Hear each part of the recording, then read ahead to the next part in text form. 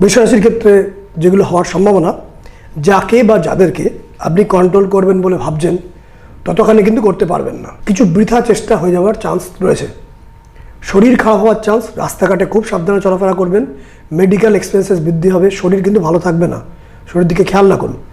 নতুন আইডিয়া কিছু কাজে লাগবে, সেখান থেকে শুভ যোগাযোগ তৈরি হতে পারে এবং সঙ্গে অতিরিক্ত চাপ এবং দায়িত্ব বৃদ্ধি হবে।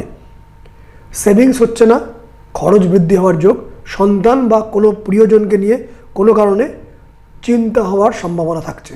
পেছনে কেউ কি ষড়যন্ত্র করছে, এরূপ একটি চিন্তাভাবনা কিন্তু আপনার আসতে পারে। বদ আচরণকারী কাউকে নিয়ন্ত্রণ করতে গিয়ে অযথা অসুবিধার মধ্যে পড়তে পারেন। সুতরাং এই সপ্তাহটা চট করে কাউকে নিয়ন্ত্রণ করতে যাবেন না। সপ্তাহের শুরুর দিকে বৃষ রাশির ক্ষেত্রে বাধা, শত্রুতা এবং বেকায়দায় পড়ার মতন যোগ, অর্থ খরচ বৃদ্ধি এবং শরীরের দিকে খেয়াল রাখুন, শরীরটা কিন্তু খারাপ যাবে। সপ্তাহের মধ্যভাগে প্রাপ্তি, মনের জোর বৃদ্ধি, আনন্দ এবং কিছু শুভ খবর বা শুভ আনন্দজনক ঘটনা আপনার জীবনে ঘটবে বৃষ রাশির ক্ষেত্রে সপ্তাহের মধ্যভাগ।